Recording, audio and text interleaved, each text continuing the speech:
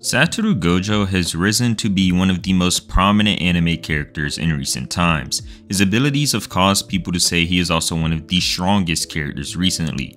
But why do people say this? Yes, Gojo is strong, but why is he so strong? And why is it that within Jujutsu Kaisen, he is referenced as the strongest Jujutsu sorcerer? The answer is because of his Limitless curse technique. There are a bunch of things that go into Gojo's ability, and at first it might seem a bit confusing. We learn about attacks called Red, Blue, Purple, the Infinity, Six Eyes, and so on, and upon hearing all of this, you might be a bit confused. But no worries, I'm going to give a breakdown of all of the abilities in the Limitless technique in a simple but informative way. I'm going to do it this way so that you can get a good understanding of Satoru Gojo's abilities without being confused. I will cover the Infinity, the Six Eyes, Red, Blue, Purple, Gojo's domain expansion, and more information about the Limitless in a simple and easy to understand way. So let's get started, and as always, thank you for watching. First, let's get started with what the Limitless technique means. The Limitless is the overarching name for all of the abilities within the technique. Think of it like the roots to a tree. As you see in this diagram here, every attack that we know of starts from the Limitless, or also called the neutral Limitless. The neutral Limitless is the Infinity. There is also the strengthened Limitless, which is the blue, and the reversal of the Limitless, which is red. But for now, we will be focusing on the neutral Limitless Infinity. The Infinity is the shield that we see Gojo have up the majority of the series. Anytime an opponent tries to hit him, their attacks seem to just stop and they never end up reaching Gojo. But how does this work? Is it just a force field? Well, no. In the fan book it says, under the Limitless technique, anything that tries to approach the user will continue converging eternally. The approaching object will become slower and slower the closer it gets to the sorcerer. The two will not be able to touch. We see this first be described when Gojo fights against Jogo in chapter 15. Jogo tries to hit Gojo with a couple of attacks, and at first, Jogo thinks that he has killed Gojo. He expected his attacks to reach him and kill him, but nonetheless, Gojo was standing there before him. Now, of course, Jogo is surprised, as would anyone be if you just saw somebody get hit with a bunch of your attacks, but they just stand there unfazed. Jogo asks Gojo how, and Gojo responds with, "In short, your attacks didn't hit me. What you touched was the infinity between us." You see, the way Gege describes Gojo's ability is like Achilles and the tortoise. Achilles and the tortoise is an example of how two things can never truly touch each other because there is always a number you can add to the distance between the two objects. But that is confusing, and I have a simpler way to explain what Gege means here when he says that the infinity works like Achilles and the tortoise. As you know, what comes after the number 1? Well, obviously the number 2. But if we look at the number 1, what if we added a 0.1? So instead of going from 1 to 2, we went from 1 to 1.1. Then we can go from 1.1 to 1.11. And we can just keep adding ones until I get to 1.11111. You pretty much get the idea. You can never reach the number 2 because I can just keep adding ones to the end of 1.1 until you get an infinite distance between the numbers 1 and 2. You see, these are just concepts. Of course, you can count from 1 to 2, I just did it, but what Gojo does is make these concepts a reality. So think back to his infinity for a moment. If you try to punch him, imagine your hand is the number 1 and Gojo himself is the number 2. The closer your hand gets to Gojo, he just keeps adding a 0.1 in between your hand and him. That way, you never end up reaching him. Gojo uses this ability to fend off any attack that is ever launched at him. That way, the attacks will never reach him. We also know that his Limitless has an auto detection ability where it senses the danger of an attack and decided whether or not to let it in. This is why Gojo can breathe. You know, if he truly did block everything around his body out, then he would just suffocate because his infinity wouldn't let any oxygen in. But his infinity does have a detection system to let certain things in, like oxygen. This is why back in Hidden Inventory, Gojo says that he still needs to learn how to keep poisonous objects out because he doesn't want to let poisonous gas inside while letting the oxygen inside. There are truly no downsides to this ability, and there is only one way you can hit Gojo while his infinity is up. This is by using a tool that negates curse techniques, which we saw happen in Hidden Inventory when Toji stabbed him in the neck, and also when Miguel fought Gojo in Volume 0. But other than this, the Limitless just seems to be the ultimate defense that any fighter wishes they could have. And now that the neutral Limitless is covered, let's get into what even makes it possible to use this curse technique in the first place. The 6 eyes are what is needed to be able to use the Limitless. Now, this doesn't mean that somebody without the 6 eyes can't have the Limitless, it just means that in order to actually use the Limitless abilities, you need the 6 eyes.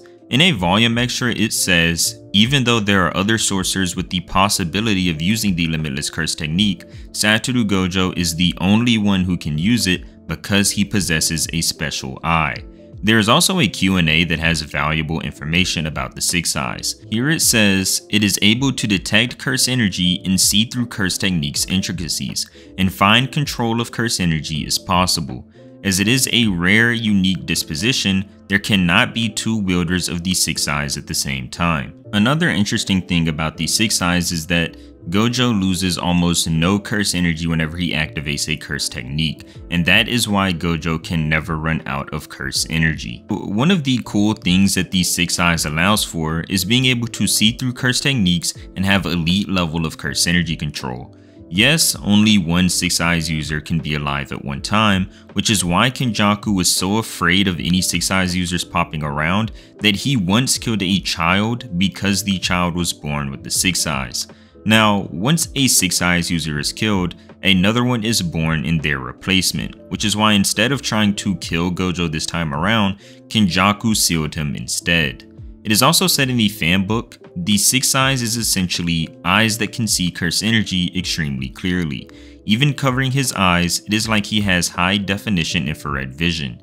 Even objects that have no curse energy can be made out by the remnants of curse energy or the flow of curse energy around them. So if he is not covering his eyes, even while he uses reverse curse technique to keep his brain fresh, it is a bit tiring for him. So this is why Gojo can keep his blindfold on all the time. His 6 eyes detects everything around him.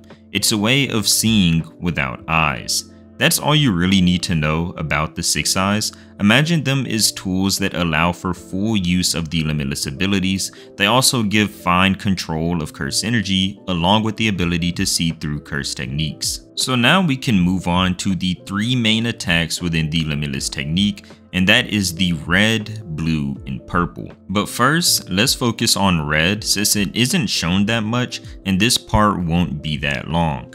Red is the act of putting positive energy into the Limitless. Now, to sum up what that means, curse techniques have 2 parts, the curse technique mainly and a reversal of that curse technique. For example, Kenjaku has the curse technique anti-gravity, but when he puts positive energy into the technique, it just becomes normal gravity. So in Gojo's case, since blue is the power to attract, the opposite of that is red, which is the power to repel. Gojo doesn't use red that often in comparison to his other abilities, but the few times we have seen him use it, he just sends opponents flying. In chapter 14, while Gojo is fighting Jogo, he uses a red which sends Jogo flying through the forest. In chapter 74, when Gojo hits Toji with red, it sends him flying all the way back into a wall. In volume 0, however, when Gojo hits a curse with red, he takes its head completely off. There isn't much more of a deep explanation for red other than this, and you'll see what I mean when I get to the blue section because blue has a bunch of uses. But as for red, the few times it's mentioned, it's just stated to repel things. Even in the fan book, the deepest explanation we get is red. The power to repel is the positive energy created by reverse curse technique that is channeled through the Limitless technique. So yeah, there isn't much detail for red, but I will say this, red doesn't seem to deal that much damage when we see it used against anyone that is remotely strong. When Gojo hits Jogo with red, yeah, it does send him flying, but Jogo gets back up ready to fight and doesn't seem that damaged. And when Gojo hits Toji with red, yeah, it sends him flying too, but Toji gets back up and says, "My bones aren't broken, so that energy wave just now was red." And Toji prepares to fight again. So even though red is very useful for sending things flying backwards, against strong guys, it's more so used to just push them away for a bit. Now we can move on to blue, and this part will be more interesting because blue is used a bunch of different times in different scenarios. Blue is just the reinforcement of negative energy into the Limitless technique. Remember how I said red was positive energy into the Limitless? Well, blue is the negative energy. In the fan book for blue, it says, when the Limitless technique is reinforced with negative energy, it becomes a force that attracts the target. Blue is used to attract things toward Gojo or to another area. When Gojo is fighting the clone guys, he says, "I can create a magnetic effect like the one before, but to tell the truth, it's quite difficult to use." But before I get into the times where blue is useful, I want to bring something up that is looked over a lot by a lot of JJK readers, and that is that blue is what is used whenever Gojo teleports. During Shibuya, when Kenjaku is warning the disaster curses about fighting Gojo, Kenjaku says, "Using blue for its high speed is difficult too. For non-sorcerers, it would be like dumping energy on them. They would die instantly if it touched them." Considering all of this, Gojo will have to take a defensive stance. And if you look at the manga panel in the background, it is showing the moment back in the Goodwill event when Gojo clasped his hands together and teleported down to Gakuganji. Now, this clasping of hands together is used every time that Gojo teleports throughout the series. In chapter 2, while Gojo is fighting Sukuna, he is clasping his hands together and teleporting around. And remember when Gojo fought Toji for a second time? When Toji initially came rushing in at him, Gojo warped backwards, and if you look closely, his hands are clasped. In Volume 0, whenever Gojo teleported Inumaki and Panda back to the high school, he clasped his hands together there as well. This is arguably the best part of the blue technique, the power to teleport and the power to attract. But we see that the blue can be used to make two objects or two people hit each other. Remember, when Gojo is fighting the clone guys, he makes two of them fly up into the air and then they hit each other, because Gojo used blue to create a magnetic effect between the two of them. Also, when Gojo is fighting Toji for the first time, he uses blue to create a large empty space and clears the area to see better. Now, there is one other thing that Gojo hasn't done before up until the recent chapters in his fight with Sukuna, and this ability may be the result of Gojo using blue.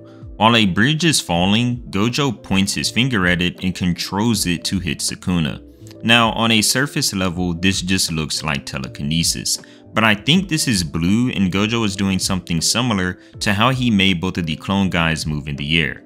So as for blue, just think of attraction. Red pushes things away and blue brings things together. Gojo can also teleport using blue and clear surrounding areas with it as well. So, blue is undoubtedly more versatile than red. Now that both blue and red are covered, let's move on to the combination of both, purple. In the fanbook for purple, it says, "The collision of lapse and reversal of infinity results in an imaginary mass that is launched towards the target." We see that Gojo uses purple a few times throughout the series. The first time is in Goodwill when he launches a purple so large that it clears through a forest and looks to be about the size of a football field in width. Another time Gojo uses purple is against Toji Zenin in the Hidden Inventory arc. Here, when referencing purple, Gojo says, "But this, even within the Gojo family, is known only to a few. Motion and reversal, it is born by colliding both infinites, an imaginary mass rushes forth." Now, this purple does end up taking Toji's entire left side off and he ultimately dies. I should also mention that Hanami's left side was taken off by purple as well. There isn't much of an in-depth explanation for purple as you would imagine, as I honestly think that the reason for this is simply because Gege doesn't want to push his luck trying to over-explain things. And I'm not joking, just so you know what I mean. In the chapter extra for chapter 120, Gege said that he had been bluffing his way through explaining the Limitless technique. Yes, 120 chapters in, and Gege was bluffing about knowing how things worked. Now, I do wish that there was more in-depth information about purple, but for now, just know that whenever red and blue combine, an imaginary mass gets pushed forward and deals extreme damage to opponents. And now that the abilities are covered, let's get into the domain expansion that the Limitless provides. In the fanbook it says, Gojo Satoru's domain expansion, which brings the target inside the Limitless and forces them to endlessly perform life activities like perception and communication. The target is inundated with an infinite amount of information and gently guided towards death. The first time we see Gojo use domain expansion is against Jogo. When he opens the domain, Jogo gets engulfed and says, "What happened? Was my domain suppressed? I can't see anything, I can't feel anything." No, I can see everything, I can feel everything. The information has no end. So in both the fanbook and the manga, we see that Gojo's domain expansions completely destroy your senses. He brings forth an infinite amount of information, and since your brain can't compute it, you just get frozen. Gojo's domain is so strong that when he opened it in Shibuya, even though the domain was open for only 0.2 seconds, it stunned Jogo, Mahito, and Choso for a little while even after the domain had already been closed. Now, of course, this domain is the best in terms of effects on the opponent. Yes, we saw Gojo lose a domain clash to Sukuna, but I'm not talking about a domain clash right now. I am talking about the sure hit effects provided by the Limitless Void domain. There is no defense against infinite information, it just hits you and you lose. Other domain expansions have tangible sure hits like slashes, or in Dagon's case, his fish. But Gojo's is an infinite amount of information. You can't put your arm up and defend against a sure hit like his, which is why it is so powerful. So now that all of the main abilities of the Limitless have been covered, I will now just go over any extra information about Gojo's abilities that you might find interesting. I know that some people were wondering, why does Gojo's bandages look different from back in Volume 0 to how it looks now in the recent manga? And here it says that the reason that it's changed is because of production cost. Now obviously there aren't actually production costs for this, Gege just decided to change up the design. I know some people wondered if the reason that Gojo's eye bandages changed was for power reasons or to signify a level up in power itself, but neither of those are the case. Another interesting thing about the Gojo clan and how strong Gojo is with his abilities is that in the fanbook it says the Gojo clan operates almost entirely through Gojo Satoru alone, and that the fate of the Jujutsu world rests on his shoulders. It's just insane to see how just one person with these abilities has the fate of the Jujutsu world on their shoulders, and that the entire clan operates through just him alone. And even though throughout this entire video and extra facts I've talked about things that Gojo can do, I'm just going to bring up one last fact of something that Gojo actually can't do, and that is Gojo can't heal others with reverse curse technique. This is said by Shoko and the Principal Yaga during the Shibuya incident. Here it says, using reverse curse technique to heal others, that's something not even Satoru can do. And with that being said, that is the end of the explanation for the Limitless curse technique fully explained. I want to thank you so much for reaching the end of the video, and if you enjoyed, then please leave a like and subscribe to the channel, as I do post on different topics that you guys give me and a few that I come up with on my own. And also, if there's anything else that you think I should explain, or just the way something works in general in Jujutsu Kaisen, or just some versus battles or anything random honestly, just let me know in the comments below. And that's all I have for this video, and thank you for watching, and I'll see you next time.